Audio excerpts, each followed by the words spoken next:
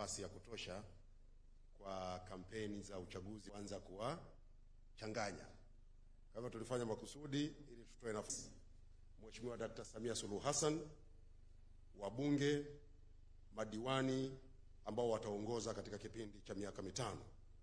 Halikadhalika nawapongeza kwa kujitokeza kwa wingi, ambapo katika safari hii maandalizi mazuri yaliyofanywa na Tume Huru ya Uchaguzi INEC kwa kuwezeshwa fedha kwa 100% na serikali ya Jamhuri ya Muungano wa Tanzania, Watanzania wengi wamejitokeza kupiga kura. Nadhani namba mlitajiwa, lakini pia zoezi lenyewe la upigaji wa kura lilikuwa rahisi sana. Tulikuwa na vituo vingi, haijapata kutokea, na watu walijitokeza kwenye vituo vyote ndani ya muda mfupi, wakawa wanaweza kupiga kura na kuondoka, na hivyo zoezi letu likafanyika kwa mafanikio makubwa sana. Ndugu zangu waandishi wa habari, siku ya uchaguzi, yani tarehe hii 29 ya mwezi Oktoba mwaka 2025, na siku chache zilizofuata, kulijitokeza vitendo vya uvunjifu wa amani ulioambatana na vurugu zilizokuwa zinafanywa na baadhi ya watu, na ambazo zililazimu vyombo vyetu vya ulinzi na usalama kukabiliana na vitendo hivyo. Kufuatia vurugu hizi, tumepata madhara yakiwemo vifo vya raia na askari, uharibifu mkubwa wa miundombinu ya umma na mali binafsi, kuharibu biashara za watu na wizi. Naomba kurudia kauli aliyoitoa Mheshimiwa Rais Dr. Samia Suluhu Hassan wakati akizindua Bunge la 13 la Jamhuri ya Muungano wa Tanzania, kutoa pole nyingi kwa familia zote zilizopoteza wapendwa wao, na sote tuwaombee marehemu wapumzike mahali pema peponi. Amin. Kadhalika, naomba kuchukua nafasi hii kuwapa pole wote waliopata madhara yaliyotokana na vitendo vya vurugu, ikiwemo kuumia, kupoteza mali zao na biashara zao, kupoteza ajira na madhara mengine ambayo siwezi kuyataja yote. Na waombea Mwenyezi Mungu ayaponye maumivu yao, na inshallah awarejeshe tena walichokuwa wamekipigania, wamekikusanya kwa jasho jingi na wakakipoteza, warejee wakiwa imara katika biashara zao na katika shughuli zao. Tayari Rais wa Jamhuri ya Muungano wa Tanzania Mheshimiwa Dr. Samia Suluhu Hassan, baada ya kuapishwa, ameunda tume huru ya uchunguzi ambayo inaongozwa na Jaji Mkuu wa Tanzania mstaafu Mheshimiwa Mohamed Chande Othman, na itafanya kazi kwa miezi mitatu. Kwa hivyo ni muhimu kwa wakati huu tuwe na subira ili yale yote ambayo yametajwa katika hadidu rejea za tume hii yakafanyiwe kazi, na baada ya hapo tutapewa ripoti, na baada ya hiyo ripoti kama nchi tutajua tuchukue hatua gani ili kudhibiti matukio haya yasijitokeze tena. Ndugu zangu waandishi wa habari, tunapoendelea kusubiri tume hii ikamilishe kazi yake, kumejitokeza wimbi kubwa la vyombo vya habari, hususan vyombo vya habari vya nje, kuchapisha na kutangaza taarifa ambazo ni za upande mmoja, na wakati mwingine kufanya upotoshaji wa taarifa wenye mlengo wa kuchochea chuki kwa Watanzania dhidi ya serikali, kuwagombanisha Watanzania wenyewe kwa wenyewe kutokana na tofauti zao za kisiasa, kidini na kikanda. Naomba kurudia, serikali ama viongozi wa serikali akiwemo Rais wa Jamhuri ya Muungano wa Tanzania Mheshimiwa Dr. Samia Suluhu Hassan inasikitishwa na imeumizwa sana na matukio yale na madhara yake. Madhara haya yametugusa sote, ama moja kwa moja ama kwa namna nyingine. Kuendelea kuyashabikia matukio yale au kuchochea kwa kutangaza na kuchapisha maudhui yenye kuzua taharuki, kupotosha ama kutia hasira watu kwa namna ambayo vyombo vya habari vya nje ama wanaojiita wanaharakati ama wenye maslahi ya kisiasa wanafanya, hakuna manufaa kwa taifa letu zaidi ya kuongeza maumivu katika vidonda vya Watanzania. Kutokana na hayo, kwa niaba ya serikali naomba kueleza yafuatayo. La kwanza, naomba kutoa wito kwa vyombo vya habari vya nje kuzingatia maadili na misingi ya uandishi wa habari kwa kuchapisha habari zinazozingatia usawa, haki na uwajibikaji. Kuacha kuchapisha habari za upande mmoja zenye nia ovu kwa Watanzania na nchi yetu ya Tanzania. Serikali ipo tayari wakati wote kutoa ushirikiano kwa vyombo vya habari vya ndani na nje ya nchi pale watakapotaka taarifa. Naomba kusisitiza, sio haki na sio sawa kwa chombo cha habari kuchapisha taarifa za upande mmoja na kisha kutoa sababu kuwa maafisa wa serikali walipotafutwa hawakupatikana, kama ambavyo chombo cha habari cha CNN kimechapisha taarifa zake zilizojaa tuhuma dhidi ya serikali ya Tanzania pasipo kutoa nafasi ya serikali kujibu. Kwa wanasheria, wana kanuni moja inaitwa the principle of natural justice. Huwezi ukazungumzia jambo linalomtuhumu, linalomzungumzia mtu ama upande mmoja, halafu upande mwingine ama mtu mwingine usimpe nafasi ya kujibu. That is unprofessional. Kitendo kilichofanywa na CNN pia kimefanywa na vyombo vya habari vingine. Natambua vyombo vya habari vingine vya kimataifa, BBC, Al Jazeera, Deutsche Welle wamefanya pia. Naomba kusisitiza, sio sawa na sio haki katika misingi na maadili ya uandishi wa habari. Huu ni ukiukwaji mkubwa na wa makusudi. Sisi wote ni waandishi wa habari, tunaifahamu misingi ya uandishi wa habari na maadili ya uandishi wa habari. Lazima habari inayochapishwa iwe balanced. Kwa Kiswahili nasema iwekewe usawa. Sasa ndugu zangu, la tatu, kwa kuwa rais ameunda tume huru ya uchunguzi, ni muhimu vyombo vya habari vikajiepusha kuingilia uchunguzi unaoendelea, na kama kuna chombo cha habari kina taarifa za uchunguzi kiliofanya, kiwasilishe katika tume ili taarifa hizo zizingatiwe katika ripoti pale tume itakapokamilisha kazi yake. La nne, kwa waandishi wa habari wenzangu wa Tanzania na wahariri wetu wa Tanzania, kwanza naomba kuwapongeza kwa dhati kwa kazi nzuri mnazofanya kwa weledi mkubwa, kwa umakini na kutanguliza maslahi ya taifa. Najua kuna magenge ya watu ambao wanashabikia nchi isambaratike, yanawashambulia sana kupitia mitandao ya kijamii na vyombo vya habari vya nje. Najua. Nataka kuwatia moyo na kuhakikishia mpo sahihi sana, na mmeonesha umuhimu wa Tanzania kwanza na upekee wa nchi yetu. Sio lazima sisi waandishi wa habari wa Tanzania tuige mtindo wa kushambulia nchi yetu na kuiharibu. Hiyo ndio Tanzania. Leo mtabezwa, lakini historia itaandika kuwa nchi iliwahi kupita katika mtikisiko na waandishi wetu wa habari wa Tanzania walisimamia maslahi ya taifa na nchi ikabaki salama. Tembeeni kifua mbele kwa hilo. Endeleeni na msimamo huo huo. Kwenye maslahi ya Tanzania, waandishi wa habari wa Tanzania hatuhitaji kusifiwa na mtu mwingine yeyote. Kwenye maslahi ya nchi yetu, waandishi wa habari wa Tanzania tunahitaji kusifiwa na Watanzania. Na Watanzania wanataka amani. Watanzania wanataka nchi nzuri. Watanzania wanataka nchi inayokuwa kiuchumi. Watanzania wanataka nchi inayoshughulikia kero zao. Watanzania wanataka nchi inayowahudumia ipasavyo. Na waombeni ndugu zangu waandishi wa habari, msihofu na msishike na twashishi yoyote mnaposimamia maslahi ya taifa.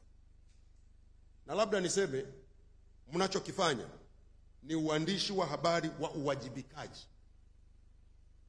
Kwa Kiingereza wanasema responsible journalism. Na kuna watu fulani nimeona siku 2-3 hizi kwenye mitandao wanataka kubeza uandishi wa habari wa Gerson Msigwa. Mimi ni mwandishi wa habari hasa, tena field journalist, niliyefanya kazi uwandani. Yaani ingekuwa ni vitani ningesema mimi ni field marshal. Waandishi wa habari wa Kongo mnajua hapa, I know what I'm doing. Kwa hiyo nyinyi mnachokifanya ni uandishi wa habari wa uwajibikaji, responsible journalism, which embarks in reporting and accountable, kwa usahihi, kwa usawa na kwa uwajibikaji. Hiyo ndio responsible journalism. Na unapofanya hivyo ni lazima mambo muhimu yazingatie. Kwanza, to verify your facts. Verify your facts. Huwezi mwandishi wa habari kwenye chombo cha habari chenye heshima unakwenda unaandika story, unasema nimezungumza na nesi mmoja ambaye hakutaka jina lake litajwe. What is that? Is that journalism? Msemaji mkuu wa serikali yuko hapo, hujamuuliza. Kwa hiyo umekwenda kutafuta nesi ambaye jina lake hataki litajwe, na msemaji mkuu wa serikali yupo, viongozi wa serikali wapo, serikali ipo. Avoid bias and conflict of interest and being transparent about your sources and mistakes. Lazima uwe mwazi. Uwezo ukasema kuna hili jambo limetokea, umelipata wapi? Si lazima useme. Si ndio uandishi wa habari?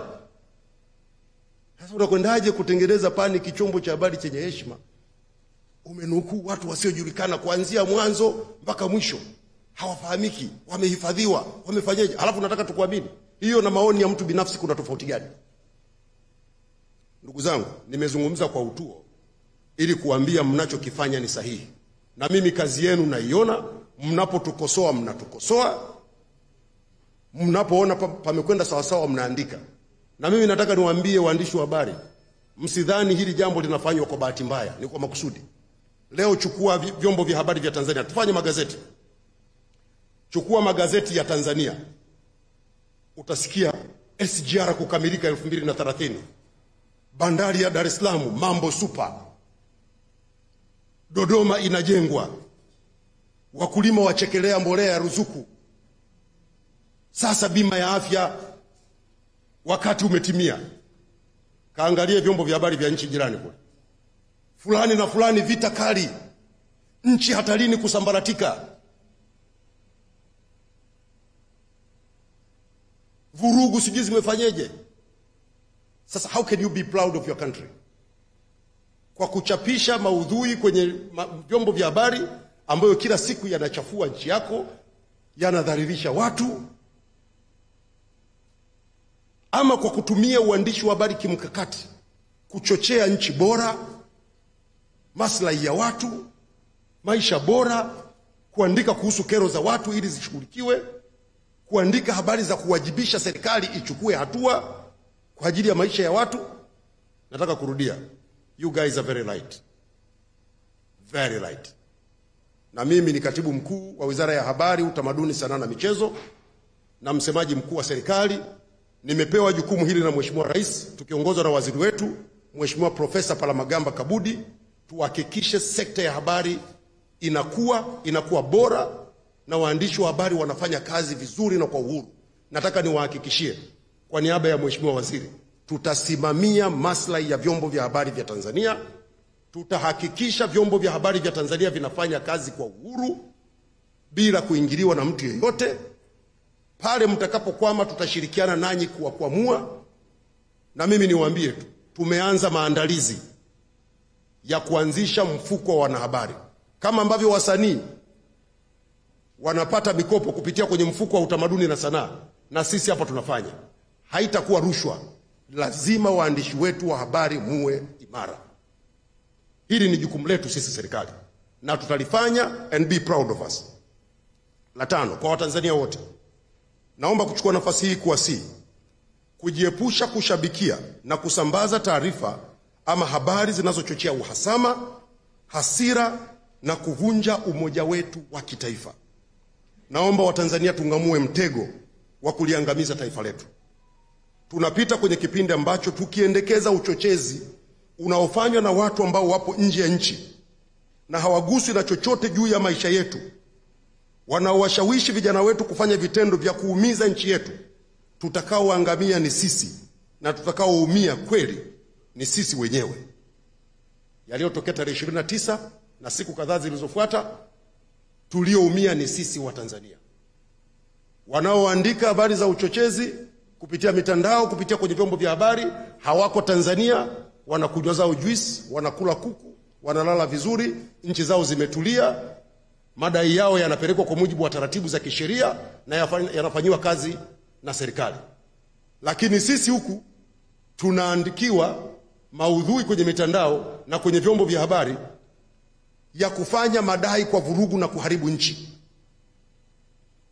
Natamani Watanzania wawe wanauliza, nyinyi wenzetu huko, mkiwa mna madai, mnachoma vituo vya mafuta, mnaharibu miundombinu. Leo wananchi wa Kimara hawana mabasi ya kwenda katikati ya mji. Mnaiba biashara za watu, leo watu wamefilisika. Watu wamejitafuta, wameokota mitaji yao, mnafanya hivyo.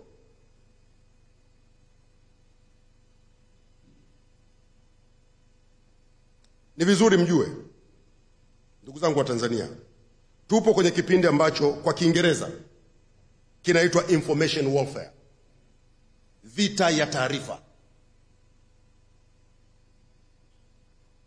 Wasiotutakia heri wanatumia mwanya wa upashanaji wa taarifa kutugombanisha, kutuchonganisha na kutufitinisha, ili tukiharibikiwa waweze kupata maslahi yao, kwa sehemu kubwa maslahi ya kisiasa na maslahi ya kiuchumi, na huko mbele nitaeleza.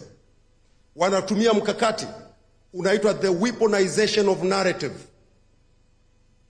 The weaponization of narrative. Wanatumia silaha ya kutengeneza simulizi mbaya kuhusu Tanzania. Simulizi mbaya inayoonyesha nchi yetu ni ya hatari. Wanatumia mbinu ya kutengeneza simulizi mbaya ya Tanzania kwamba ni nchi isiyokuwa salama na isiyofaa.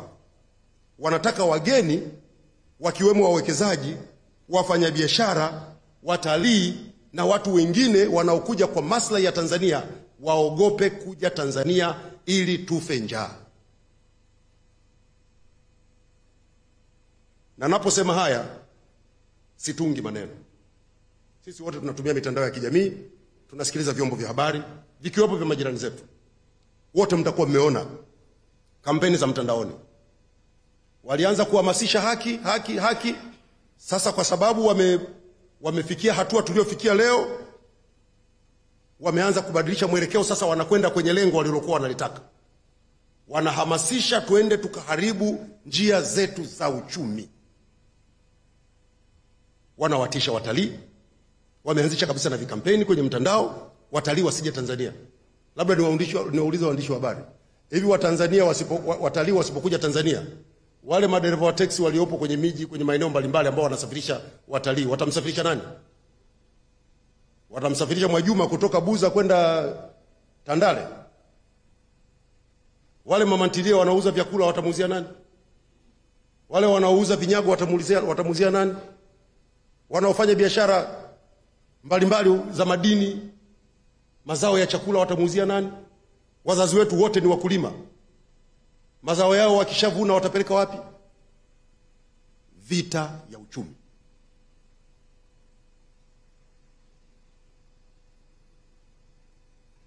Baadhi ya mbinu hasi wanazotumia ni kutengeneza maudhui ya uongo na kusambaza mtandaoni, ili mradi tu watu wapate hasira. Jana nilikuwa naona eti wanachapisha nukuu ya mimi, nukuu ya uongo. Eti nimesema watakao nukuu watakaochapisha, watakaosambaza taarifa ya chombo fulani watakamatwa, watawekewa uhaini. Mimi nimesema wapi? Wanadhani watanitisha nisiseme kuhusu Tanzania? Labda Mheshimiwa Rais aniondoe hapa. Nitasema yote yanayohusu hii nchi na nitawaambia Watanzania ukweli kuhusu nchi yao.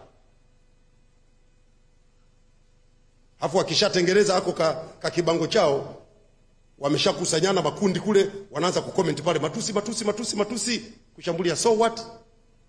Tangu mmeniona waandishi wa habari nimekonda? Nimepungua? Wamekuja wametengeneza nukuu nyingine, eti Mheshimiwa Rais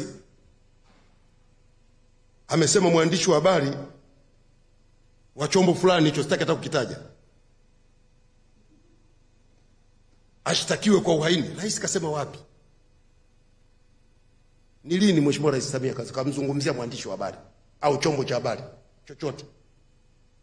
Ili mradi tu wamekusanyana huko. Na mimi nataka niwaambieni ndugu zangu wa Tanzania, hasa vijana wangu, wakati mwingine kwenye haya mitandao mnaweza mkaingia mkadhani kuna kundi kubwa la watu, kumbe watu wajanja 10, 20 wamekusanyana mahali, kila mmoja ana akaunti za mitandao 200, 300, wanalipwa hapo, kazi yao tu ni kupambisha, kuchochea, kutia fitina, kufanyeje. Hii ni nchi yetu wa Tanzania, ni muhimu tuilinde kwa wivu mkubwa. Naomba wa Tanzania tukatae kuruhusu mambo haya. Mheshimiwa Rais ameshasema serikali ipo tayari kusikiliza wote wenye madukuduku, wenye ushauri na wenye maswali. Yote yatapokelewa na yatafanyiwa kazi. Hakuna sababu ya kuharibu nchi yetu. Hakuna sababu. Hata mtoto nyumbani ukipishana lugha na baba, au watoto mkipishana lugha na baba, mnakwenda kutafuta moto, mnachoma nyumba ili mkakae wapi? Mkishachoma nyumba mnakwenda kukaa wapi? Mnakwenda kuchoma shamba la mahindi ili mle mawe, ili mle upepo? Mnakwenda kuchoma baisikeli na kumpeleka mtoto shule ili aende kwa miguu? Natamani wa Tanzania mtambue kuwa malengo ya watu hawa kutengeneza chokochoko kupitia vyombo vya habari, kufanya uchochezi mitandaoni, kutia hasira watu, lengo ni kuharibu nchi yetu Tanzania. Wanataka kuangusha uchumi wa Tanzania, wanataka kuharibu biashara zetu, wanataka kupunguza watalii ili tukose fedha, na kibaya zaidi ni kutaka Tanzania iadhirike ili washindani wetu wa kibiashara wanufaike. Ni muhimu kutambua hii ni vita ya uchumi kama nilivyosema. Huko kwenye habari, kupitia vyombo vya habari na mitandao ya kijamii ni njia ya kupita tu. Lakini walikokuwa wanataka kufika ndio huku wanakokusema sasa. Kwamba tukishavurugana, tumeshatiana hasira na joto limepanda, sasa tuanze kuharibu uchumi, tuanze upya. Tukiruhusu mtego huu utatuathiri sisi wote wa Tanzania. Naomba kurudia kama nilivyosema awali, matukio yale yaliyotokea siku chache na katika miji michache ya nchi yetu, kwa sasa hali ni shwari na Watanzania wanaendelea na shughuli zao kama kawaida. Vyombo vyetu vya ulinzi na usalama vinaendelea kuhakikisha watu na mali zao wanabakia kuwa salama na matishio yote ya kiusalama yanakabiliwa ipasavyo. Shughuli zetu za kiuchumi zinaendelea vizuri na Tanzania kwa hivi sasa ni moja ya nchi chache ambazo zinakwenda kupiga hatua kubwa za kiuchumi kupitia miradi mikubwa na ya kimkakati inayoendelea na mingine imeanza kukamilika na kutoa huduma. Wengi hawaamini kwamba Watanzania, wale Watanzania waliokuwa wanaonekana hohehahe leo wanaweza kutoka Dar es Salaam mpaka Dodoma kwa SGR. Sio jambo dogo. Nataka niwaambie ndugu zangu wa Tanzania, wako watu wanafunga safari kutoka nchi zao wanakuja kujifunza. Hili limewezekana kwa nchi hii ya Afrika Mashariki? Limewezekana. SGR, tena sio SGR ya diesel, ya umeme, na inafanya kazi vizuri. Na ni vizuri wa Tanzania tujue miradi hii ya kimkakati, hii ndio inalaza watu na viatu. Na wale vijana wetu ambao wameingia kwenye kampeni ya kufanya ushabiki wa kuichafua Tanzania wanacheza ngoma ya watu wengine. Mengine wakiendelea kusema tutasema kinachoendelea. Sio kwamba hatujui, tunajua. Lakini nataka niwaambie Watanzania, miradi yetu hii SGR inakwenda vizuri. Kazi inaendelea vizuri kwa vipande vyote 8 vya kuanzia Makotopola Tabora Isaka Mwanza, Tabora Kigoma na Kigoma kwenda Burundi. Tumeshaanza kuvuka mpaka. Sasa hivi tupo katika maandalizi ya ujenzi wa reli mpya. Tunakwenda kujenga njia ya kaskazini ya Tanga Arusha Msoma kilomita 1028. Tutajenga. Waseme wasiseme tutajenga. Tunakwenda kujenga njia ya kusini Mtwara Mbamba Bay kilomita 1000 ili tuunganishe mzigo kutoka bahari ya Hindi uvuke ziwa Nyasa uende Malawi na nchi zingine za kusini. Hii ya kaskazini tunakwenda kuzifikia nchi za kaskazini zote zilizopo kaskazini kwetu. Pia tunakamilisha maandalizi ya kuanza ujenzi wa treni za mjini.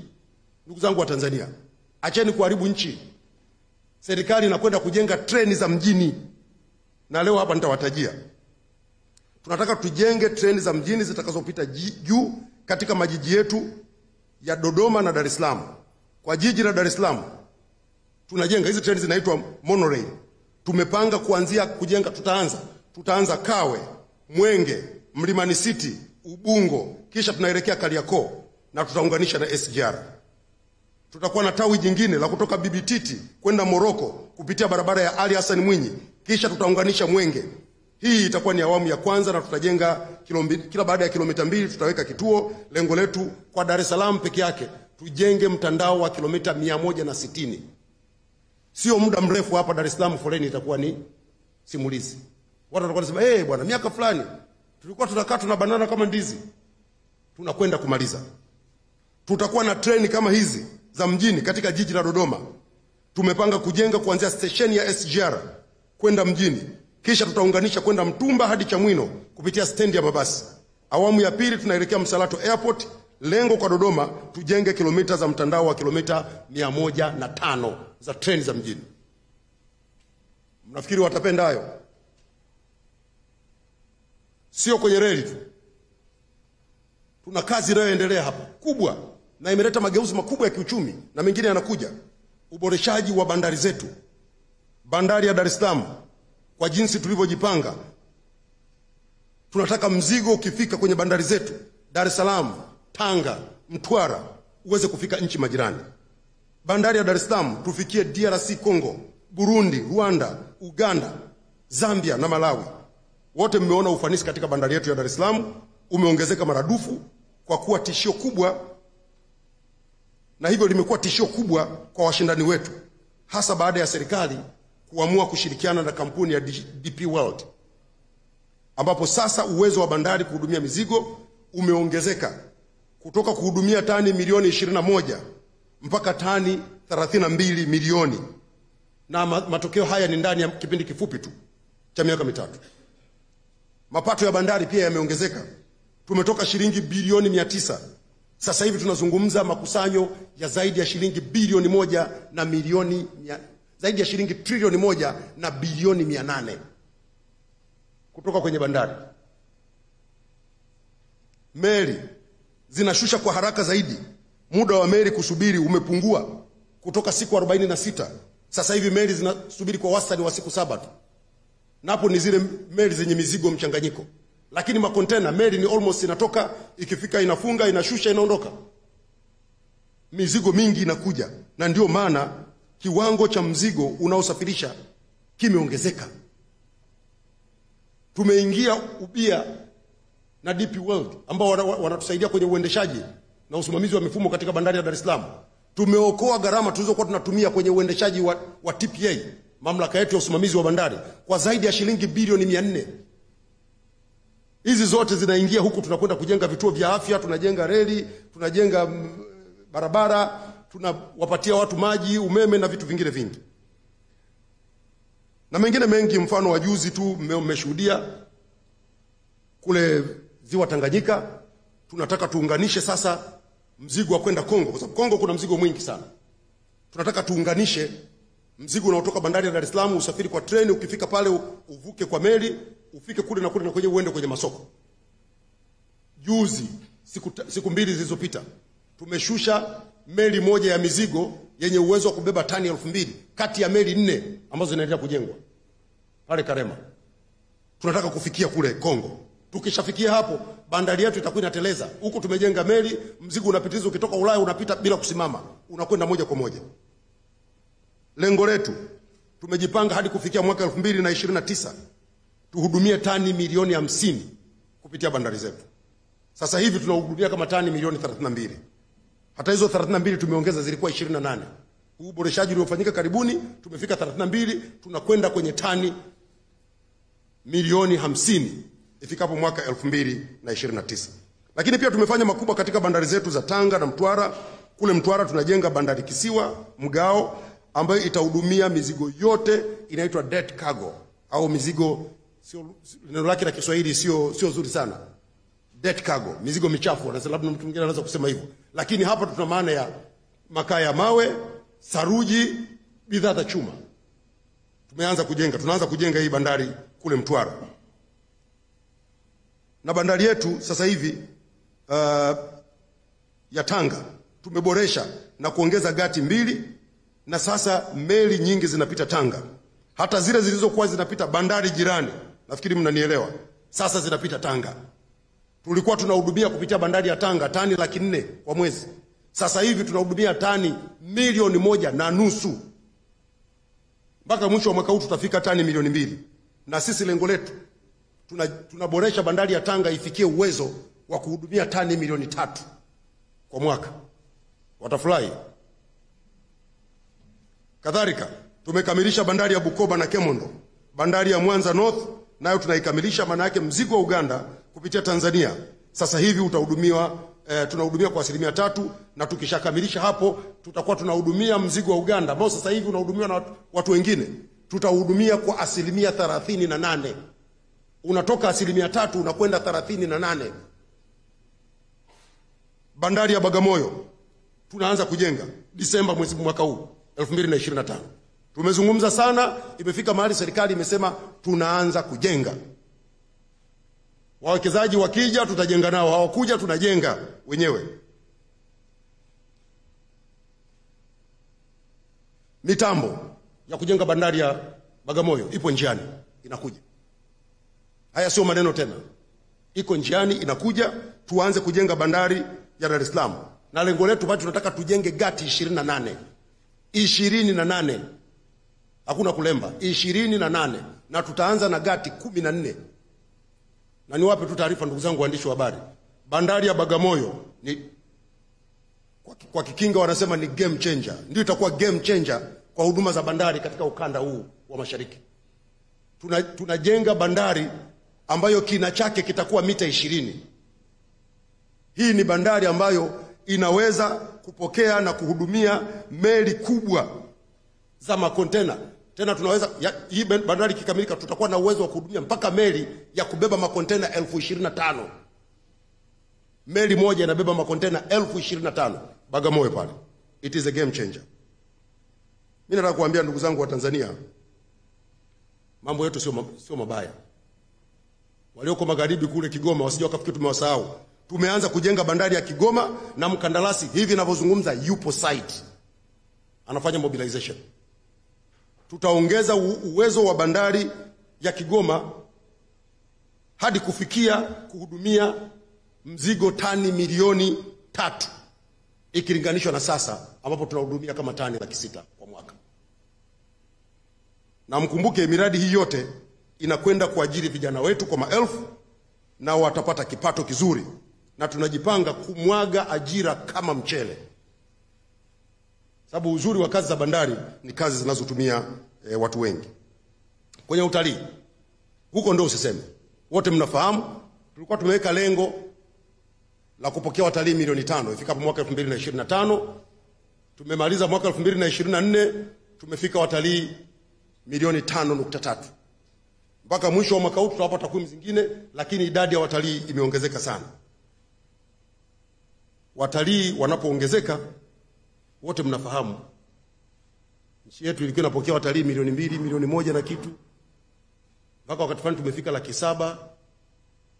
Sasa tunakwenda milioni 8 ifikapo mwaka 2030. Watalii tunapozungumzia milioni 8 ndio hao ambao walikuwa wanakwenda kwa washindani wetu katika utalii. Sasa watakuja Tanzania. Kule wanakohama watafurahi. Shirika letu la ndege ATCL tumeliimarisha sana. Tuna ndege 16 sasa hivi. Na wote mmesikia wakati wa kampeni, manake sasa tunaanza kutekeleza ilani ya uchaguzi ya Chama cha Mapinduzi.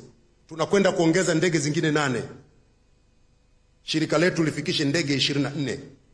Lakini sio hayo tu. Sasa hivi tuna ndege zetu zinahudumia vituo 29 vya ndani na nje ya nchi. Mpaka mwisho wa mwaka huu tunaongeza vituo 3 vya kimkakati. Cape Town, Afrika Kusini. Unajua tunakwenda Johannesburg tayari. Tunaongeza Cape Town, Afrika Kusini. Tunaongeza Accra, Ghana, na tunaongeza Victoria Falls kule Zimbabwe. Tumeshaona watalii wakishatembelea Tanzania wanakwenda Victoria Falls. Na wakishatembelea Victoria Falls wanataka kwenda kwenye vivutio vingine. Tunaweka ndege itakwenda kule, itapeleka watalii kule na italeta watalii Tanzania. Tutaongeza idadi. Lengo letu ikifika mwaka 2030 tufikie vituo 50 vya ndani na nje ya nchi. Na kwa sasa shirika letu linahudumia kwa mwaka kama abiria milioni 1.5. Lengo letu ni kwamba katika miaka 2 ijayo tufike abiria milioni 3. Hapa pekee tumepiga hatua, tulikuwa kama 800,000, tumefika milioni 1.5, tunakwenda kwenye milioni 3 miaka 2 ijayo. Kwa hiyo ndugu zangu wa Tanzania, mambo haya ni mambo makubwa yanayobeba uchumi wetu. Ukiangalia kampeni zinazofanyika sasa kwenye mitandao na kwenye vyombo vya habari ni kwenda kuyapiga haya. Tukose pesa, tukose dawa, tukose maji, tukose umeme, tukose barabara. Tuhangaike. Na sasa hivi uchumi wetu unakuwa sana. Wastani wa ukuaji mpaka mwisho wa mwaka huu tunapanga kufika 6%. Tuko kama 5 na kitu kwa sasa. Lakini mpaka mwisho tutafika 6%. Tuna akiba ya kutosha ya fedha za kigeni. Dola za Marekani bilioni 7. Haya ni mambo makubwa ndugu zangu. Na yamefika hapo kwa sababu nchi yetu ilikuwa na utulivu, ina amani, na Watanzania wanasikilizana vizuri. Ni vizuri Watanzania wajue kwa mafanikio haya yanahitaji kulindwa na kutetewa kwa wivu mkubwa. Na tunaposhambuliwa namna hii tunakwenda kuathiri na kuathirika kama nchi na pia kama mtu mmoja mmoja.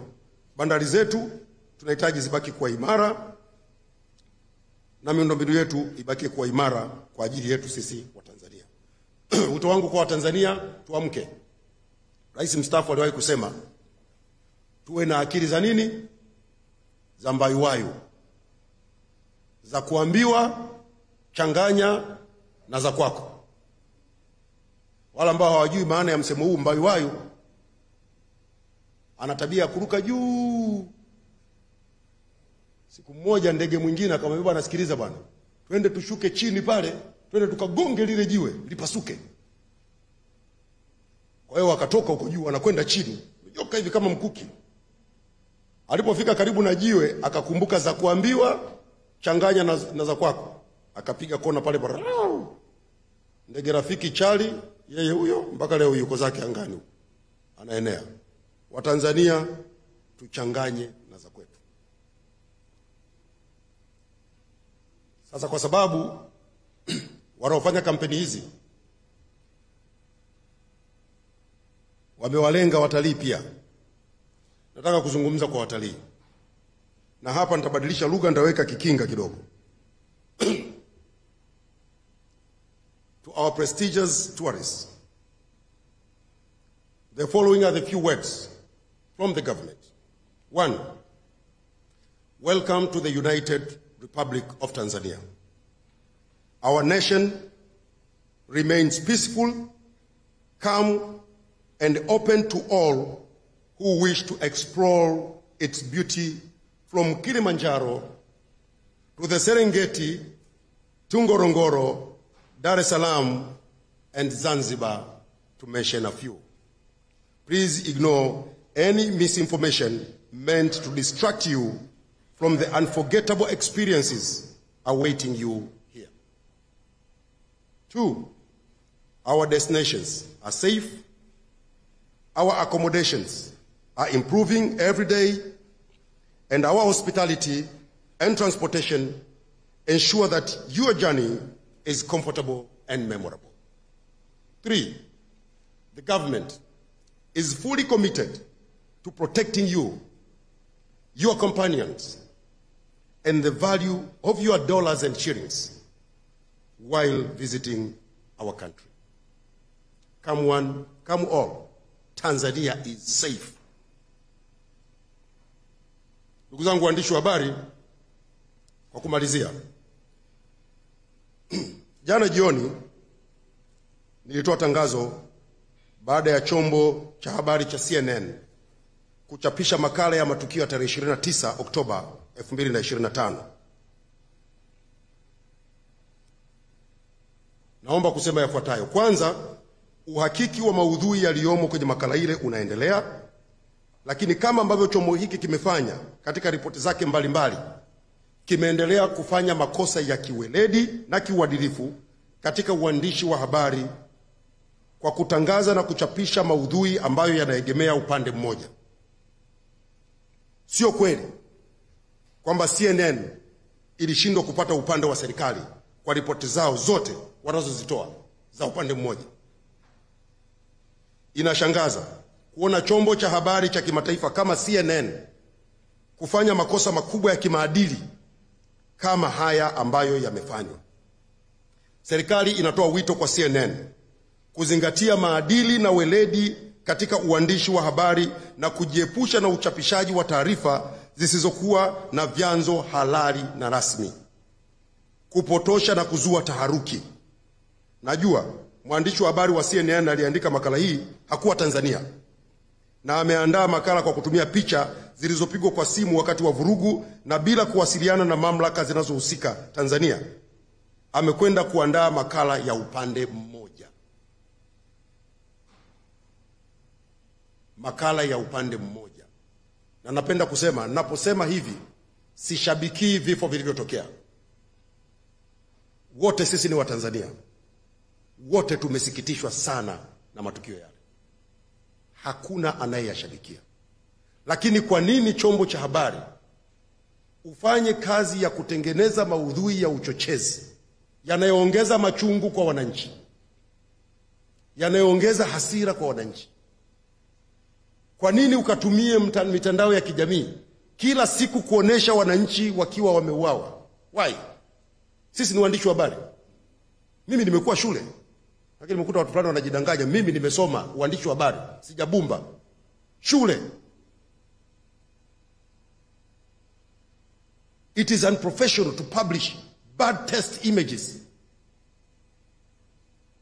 Kwani shule mimi niliyosoma ni tofauti na iliyosoma Uingereza, iliyosoma Marekani? Si ni hiyo hiyo? It is unprofessional and unacceptable to publish bad test images. Hivi awe mwanao kila siku umembandika kwenye mtandao anavuja madamu. Why? So what? Kuna mtu anayefurahia hayo? Tume imeundwa, itafanya uchunguzi, itakuja na ripoti, serikali itachukua hatua. Why kila siku uwe ni wimbo?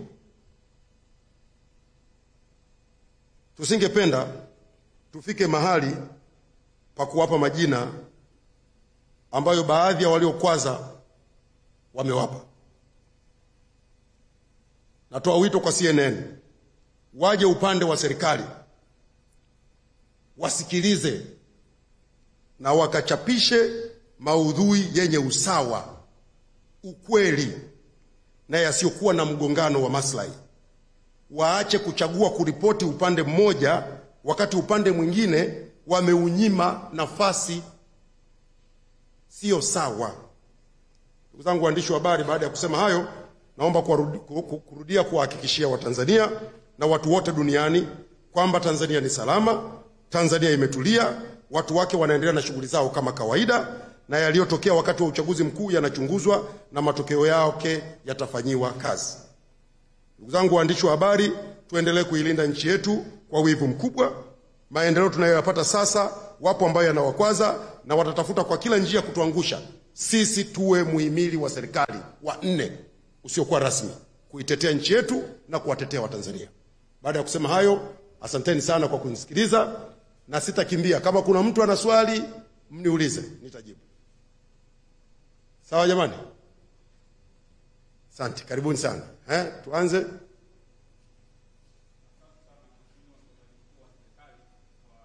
Taarifa ambayo umetoa sasa hivi. Mimi kwa jina naitwa Ali Mayala, ni mwandishi wa habari wa Daily News. Swali langu la msingi moja kwa moja nalielekeza kwenye upande takwimu zile za bandari, kwamba umezungumzia kwamba target ni kuhakikisha kwamba tunafikia tani milioni 50 kufikia 2030, na awali uligusia kwamba imefikia tani takribani milioni 32. Nikataji nijue hii tani milioni 32 na zile 50 ambazo tunalenga kuzifikia ni kwa bandari zote nchini au ni kwa bandari tu ya Dar es Salaam?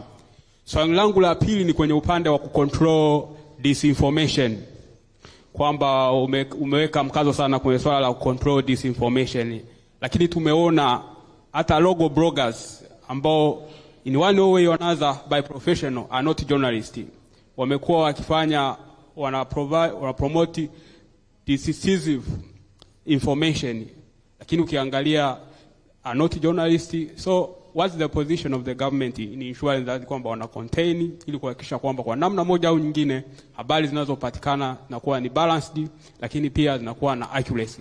Na upi tayari wa serikali kuhakikisha kwamba ile responsiveness ya kutoa clarification kwa ujumla? Asante sana. Asante, nitakuwa najibu moja baada ya jingine. Mayala, hili la kwanza la bandari, zile takwimu ni kwa bandari zote. Kwa bandari zote za kwetu za hapa Tanzania. Lakini hili la misinformation ni kweli. Teknolojia imeruhusu watu kuanzisha blogs, kurasa za mitandaoni. Imeruhusu watu kuwa na kurasa za mitandao ya kijamii. Na huko ndiko ambako pia upotoshaji mwingi unatokea. Sisi ndani ya serikali, mkakati wetu kwanza ni kufanya usajili wa waandishi wa habari. Mtu yeyote anayefanya kazi za kihabari anatakiwa asajiliwe. Na ndio maana kuna bodi ya ithibati. Najua ni bodi maarufu sana kwenu nyewe wote. Na kwenye bodi yetu hii ya ithibati, pamoja na kusajili waandishi wa habari wenye taaluma ya habari, sababu lengo lake ni kusimamia tasnia hii iwe taaluma, kazi yake nyingine ni kutoa mafunzo. Kwa sababu ndio kwanza imeanza, muda si mrefu tutaanzisha mafunzo kwa waandishi wa habari na mtafikiwa. Wale wote wanaohitaji msaada watafikiwa. Lakini kwa sasa wale ambao wamekosa sifa wamehamasishwa, na wengi wako vioni wanasoma, wapate weledi, na pengine hiyo ndio inaweza kuwa tofauti kati ya sisi na nchi jirani.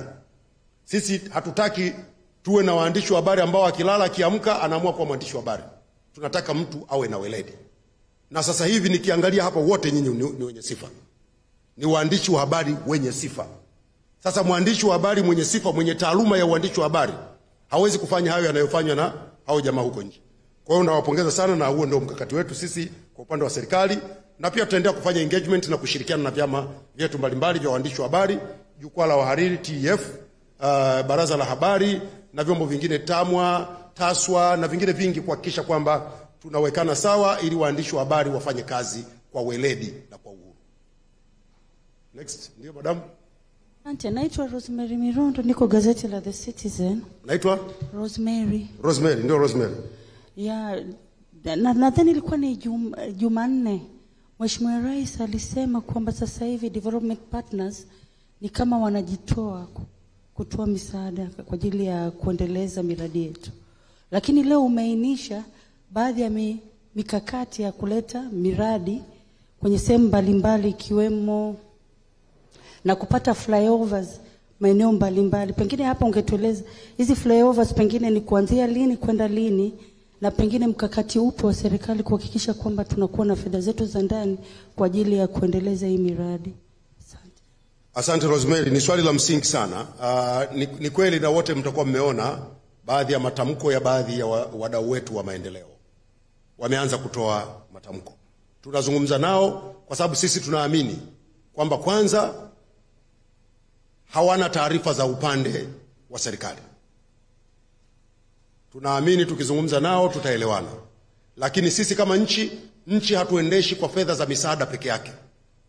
Sehemu kubwa ya bajeti zetu ni fedha zetu sisi wenyewe. Na Rosemary, nataka nikuhakikishie, miradi hii mingi tunajenga kwa fedha zetu sisi wenyewe. Tukizipata huko nje tunakopa na tunalipa. Maana kuna tabia watu wanadhani fedha za mkopo ni za msaada. Hapana, mikopo tunalipa. Ndio maana makusanyo yetu kwa mwezi sehemu kubwa tunakwenda kurudisha kwenye mikopo, kwa sababu tumechukua hela twende tukajengee reli, tukajengee barabara, tuwape watu maji, tuwape umeme, tununue dawa na vitu vingine vingi. Kwa hiyo nataka niwatoe hofu wa Tanzania. Ni kweli kutakuwa na huo mtikisiko kwa wale ambao watashikilia huo msimamo, lakini tutazungumza nao, naamini tutaelewana. Na hawa wafadhili sio mara ya kwanza wanatoa kauli hizi. Lakini huwa tunakaa, tunaelewana na mambo yanasonga mbele.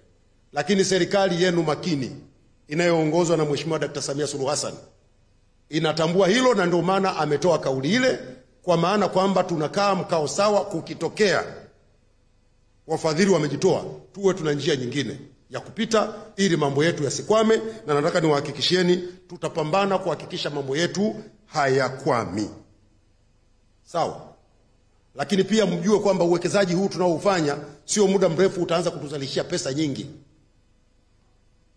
Na ndio maana wale wanaotengeneza hizi habari za kutuchochea na kutuvuruga, angalieni, nimeeleza mambo mengi ya kwenye uchumi hapa wanayoelekeza. Lakini pia utakuta wanashinikiza wadau wetu wa maendeleo wajitoe. Ndio maana natamani sana Watanzania wangamue hizo mbinu. Lakini Rosemary, we will be strong, don't worry. Tutakuwa sawa. Tuna serikali makini, rais makini, na nchi ambayo inajali watu wake na maendeleo yake. Tutavuka. Ndio. Karibu. Asante. Naitwa Jumanne Juma, natokea kampuni za Guardian. Nani? Jumanne Juma. Jumanne Juma. Ndio. Swali langu mimi nitagusia kuhusiana na swala la vurugu zilizotokea katika nchi yetu. Hivi siku za karibu tumeona kwamba baadhi ya viongozi wa dini wakitumia na maneno ya hapa na pale. Sijui kama viongozi wa serikali au kama serikali mpaka sasa mnaangalia hili jambo. Asante Jumanne. Ni kweli Jumanne anachokisema. Kumekuwa na matamko ambayo yanatolewa na viongozi wa dini. Baadhi ya matamko hayo hayatutaki heri. Kwa upande wa serikali tunaomba wadau wote, wakiwemo viongozi wa dini, vyombo vya habari, viongozi wa siasa, tujiepushe na kauli zozote zinazoweza kutuumiza kama taifa, zinazoweza kutuchunganisha, kutugawa na kutufarakanisha. Hazina afya. Na serikali inaendelea kufanya jitihada ya kuzungumza na wadau mbalimbali wakiwemo viongozi wa dini. Nimemwona Mheshimiwa Waziri Mkuu Dr. Mwigulu Lameck Nchemba Maderu ameshaanza kufanya mazungumzo na viongozi wa dini. Wakati mwingine hata wadau wetu wa ndani hawana ile picha halisi juu ya mambo yalivyotokea. Serikali itaendelea kufanya hizo engagement zote, kukutana na wadau mbalimbali, kuwaeleza kilichotokea na kuwasihi tuzungumze lugha moja, tuache kubomoa taifa letu. Sawa Jumanne? Mwingine? Ndio.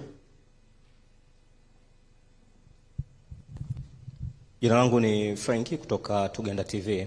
Ndio Franki. Swali langu lipo kwa CNN. CNN tayari wameshaharibu image ya Tanzania. Kama serikali, nini mnafanya sasa baada ya CNN kuweza kuharibu image ya Tanzania?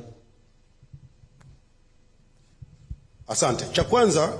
Cha kwanza Franki, tunachokifanya kwanza hao CNN tunaendelea kuwatafuta, kwa sababu wao si wamesema sisi hawajatupata. Mimi nimetoka leo hapa kwenye public kusema kwamba hawajatutafuta, na kama wanatuhitaji tupo, tutajibu maswali yao. Tunachowataka CNN, hatuwazuii kufanya kazi yao, lakini wafanye kazi yao kwa usawa, kwa weledi. They should stop publishing biased information. They have to balance their stories. They have to give equal opportunities to all parties involved in their content. This is a professional practice. Wala sisi serikali hatutaki favor, hatutaki upendeleo. It is a professional practice. You accuse someone, give him a chance. Si ndio hivyo? It is a natural justice. Kwa hiyo CNN tumewaambia wakitaka kusikia kutoka serikalini, serikali ipo ili wakasafishe kama ambavyo wamechafua. Moja, tumewatafuta Al Jazeera, tumewaambia we are here, we are ready. Tutakwenda kuzungumza nao, na sisi tunaamini kwa sababu hivi ni vyombo vya habari vya kimataifa vyenye sifa na vyenye uwajibikaji na vinavyopaswa kuwa na uwajibikaji, vitatoa nafasi kwa serikali ya Tanzania kueleza kilichotokea. Kamati ya uchunguzi inafanya kazi, itamaliza kazi, tutaeleza kila kitu, hakuna cha kuficha. Kwani kuna aliyependezwa na yaliyotokea? Hakuna aliyependezwa na yaliyotokea. Hata sisi wenyewe tuna machungu, tunasikitika sana. Kwa hiyo tutawasiliana nao hao, tutaengage hivyo vyombo, na mimi nitoe wito na kwa waandishi wa habari wote wa kimataifa ambao wanataka kuja kuandika kuhusu Tanzania. Karibuni. Hatujazuia mtu yeyote. Idara ya habari Maelezo ni kazi yake kutoa vibali kwa waandishi wa habari kuja kufanya kazi. Wakati mwingine unamshangaa mwandishi wa habari, mimi nimeogopa kwenda Tanzania nisije wewe unajitisha mwenyewe, yani unajichongea kinyago, unajitisha mwenyewe, halafu unasema siwezi kwenda Tanzania. Hapa hatuna waandishi wa habari wa Al Jazeera hapa Tanzania, wa BBC, wa Deutsche Welle. Nani ameuawa? Nani ameteswa? Nani amekamatwa? Hivi vyombo vimefungiwa. Nyinyi hamjui kama kuna nchi hivi vyombo vimezuiwa kufanya kazi? Sisi Tanzania tumefunga, tumemzuia mtu yeyote? Hatujazuia mtu yeyote. Kwa tutawaengage. Wakitupatia nafasi tutaeleza ukweli. Wasipotupatia nafasi tutatafuta namna nyingine ya kufanya, ya kusafisha. Tanzania ni nchi safi, na uzuri wanachokitangaza na kilichopo huko tofauti. Seeing is believing. Watu watakuja hapo wataona vitu tofauti. Ndio mwingine.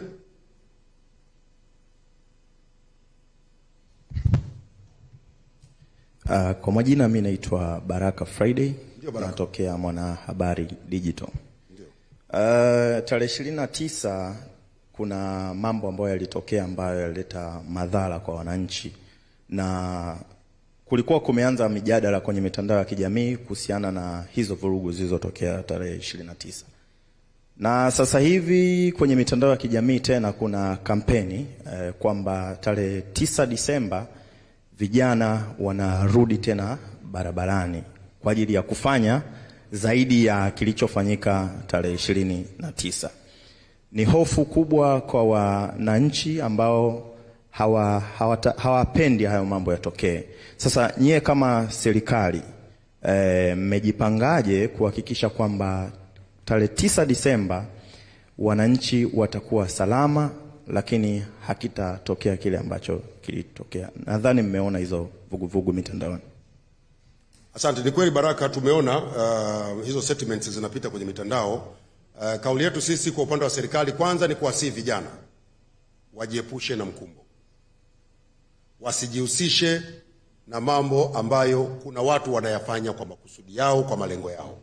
Wanawasihi sana vijana tusijihusishe na vitendo vyovyote vyenye kuleta vurugu, vyenye kuvunja amani ya nchi yetu. Kwa upande wa serikali, kama ilivyo majukumu yetu, ni kuhakikisha nchi iko salama. Kwa tumejipanga kuhakikisha siku hiyo kama ilivyo siku zingine, usalama wa raia na mali zao unaimarishwa. Sawa jamani? Tumemaliza? Mwenye bado? Haya.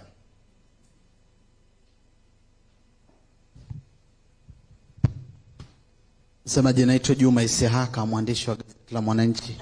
Juma, ndio.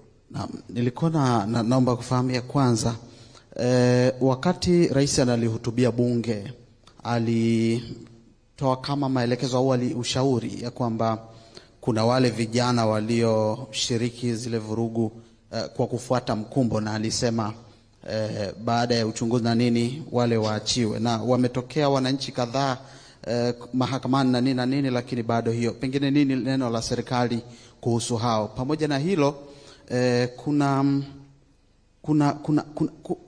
kumejitokeza videos, lakini na wananchi wanaolalamikia hawajawaona ndugu zao, kwa maana miili ya hao au ndugu zao waliotoweka tangu hiyo siku ya vurugu. Wanasema imekuwa vigumu ku access ama miili au kuwapata hao ndugu zao. Pengine kauli ya serikali ni nini kwenye hilo? Lakini tume inafanya hiyo. Pengine msemaji, tunaweza kupata idadi ya, kwa sababu vimezungumzwa vingi sana huko nje ya nchi nini na vyombo vya habari hivi vya kimataifa, wako wanaotaja idadi ya vifo, wako wanataja idadi mbalimbali. Serikali kwa sasa inaweza kutueleza uhalisia wa idadi? Asante Isiaka. Vijana, maelekezo ya Mheshimiwa Rais kwanza yameanza kutekelezwa. Wako ambao, na Mheshimiwa, nilipenda kuweka vizuri, Mheshimiwa Rais alielekeza wale vijana ambao DPP ataona walienda kwenye vurugu zile kwa kufuata mkumbo waachiwe, na hii kazi inaendelea kwa sababu wao watu walikuwa wengi. Inaendelea kufanya uchambuzi, na wale ambao uchambuzi unakamilika wanaachiwa na wanarudi majumbani kwao, na kazi itaendelea mpaka itakapokuwa imekamilika. Wananchi wanatafuta ndugu zao. Katika hatua hii, kwanza mimi ningetoa wito, sehemu sahihi nadhani ni kwenda polisi, sababu polisi wao ndio wanaweza kufanya hizo jitihada za kutafuta walipo, na kama kutakuwa kuna maelekezo mengine huko polisi ndiko ambako wanaweza kujua. Kwa sasa hivi mimi siwezi kuwa na majibu, kwa sababu unajua haya ni matukio ambayo yalitokea wakati wa vurugu. Tume inaendelea kufanya uchunguzi. Tume itakapokamilisha, pengine itakuwa imepata taarifa nyingi zaidi ambazo pia Watanzania watajulishwa. Ila katika hatua hii ni vizuri tukaendelea kwenye utaratibu wetu wa kawaida. Pale unapokuta jamaa yako hapatikani, basi unakwenda polisi. Mambo mengine tutaambiwa tume itakapokuwa imekamilisha kazi yake. Kuhusu idadi, hali kadhalika ni ngumu sasa hivi kusema ni idadi kiasi gani, kwa sababu tathmini inaendelea. Tume inaendelea na kazi yake, itakamilisha, tutapata hizo takwimu. Kwa sasa hivi mtu yeyote anayetoa takwimu ni uchochezi. Takwimu zinatakiwa zitoke kwenye vyanzo rasmi ambavyo vimezalisha takwimu hizo baada ya kufanya tathmini. Leo nikikuuliza hapa, Juma, nani kahesabu walioumia, waliofariki dunia? Nani kahesabu? Chombo cha habari reputable, unaendaje unataja takwimu? Hafu umemnukuu kiongozi wa chama cha siasa. How is that professional? Umemnukuu mwanaharakati ana machinery ya kuhesabu watu, ana machinery ya kuhesabu vifo. Takwimu wamezitoa wapi? Kwa hiyo mimi nafikiri tuwe na subira, lakini pia nataka kuendelea kusisitiza yaliyotokea hayakuwa mambo mazuri.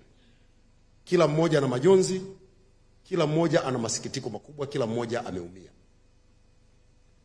Tuwe watulivu, vyombo vifanye kazi yake, tathmini itafanyika, taarifa zitatolewa. Haya, tumalizie umoja. Asante sana msemaji. Mimi naitwa Godfrey Monyo, natoka ITV. Katika mazungumzo yako umeweka vizuri kabisa kwamba tarehe 29 watu wamepoteza maisha na wengine wamepoteza mali zao. Mimi nitaka nijue labda serikali na namna yote inaona kuna namna inaweza kawapa hata mkono wa pole, kuna watu wameunguliwa vitu vyao na ni labda kuna namna serikali inaona kwamba inaweza kawasaidia kidogo, kwa sababu kuna watu wamerudi nyuma sana kiuchumi, na hata watu wengine wafanya biashara dogo biashara zao zimechomwa na mambo kama. Je, serikali ina mpango labda ya kutoa hata nguvu yoyote ili watu warudi pale ambapo walipokuwa mwanzo? Asante Godfrey, ni swali la msingi sana. Sasa mimi nafikiri tusubiri tume ikamilishe, ifanye na itaweka mapendekezo yake. Wakati huo sasa serikali itaamua. Lakini kwa sasa ni ngumu kusema chochote. Asante sana. Tumalize basi hapo, naona na muda umekwenda sana. Ndio.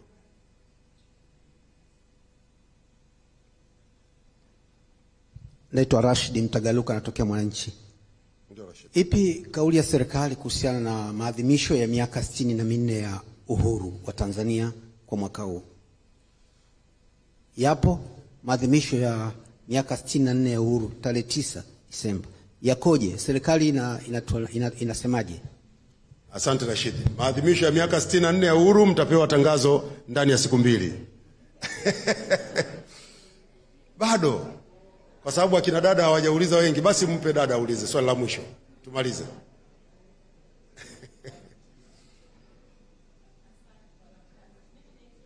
Yovini, natokea Demokrasia. Nilikuwa nina swali moja dogo. Umeongea hapo kusema kuhusiana na watu kubalance story upande wa pili, jambo ambalo ni muhimu na tunatakiwa kama waandishi kulifanya. Lakini waandishi wenzangu wako hapa, mtakubaliana na mimi kwamba kumekuwa kidogo na shida linapotokea kitu kubalance story upande mwingine. Nilikuwa natamani kupata kauli yako. Nini mkakati wa serikali kuhakikisha tunapohitaji kupata information upande wa pili kwenye hizi mamlaka au jambo lolote baya linapotokea kutoka haraka na kulizungumza?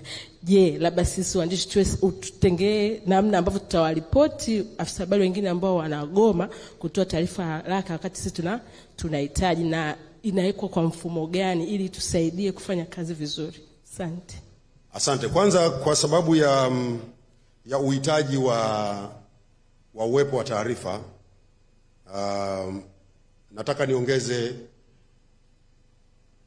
mikutano ya msemaji mkuu wa serikali. Kwa nitakuwa nakuja mara nyingi, inawezekana nikaja kila baada ya wiki.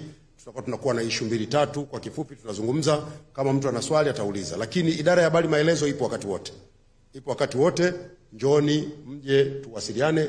Lakini kwenye sekta mbalimbali, kwenye taasisi kuna vitengo vya habari. Wasilianeni na maafisa habari, mkiona hawakuwapa ushirikiano tujulisheni idara ya habari.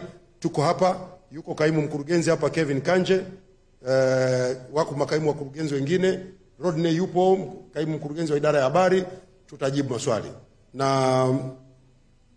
Na wewe binafsi nitakupa namba yangu. Lakini kwa ajili ya nini? Na namba yangu jamani simnayo wote. Mimi wakati wowote ukiwa na swali wewe niulize.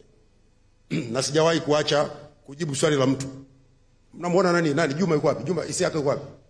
Arakela huyu, lakini muulizeni nimewahi kuacha kupokea simu yake. Anapiga simu Juma mpaka saa 8 usiku. Tena maswali magumu.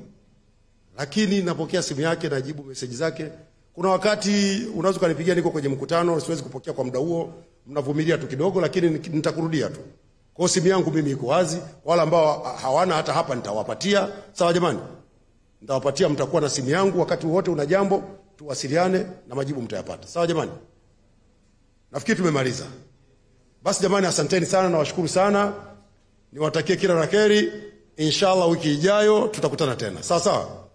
Asanteni sana, kila la kheri.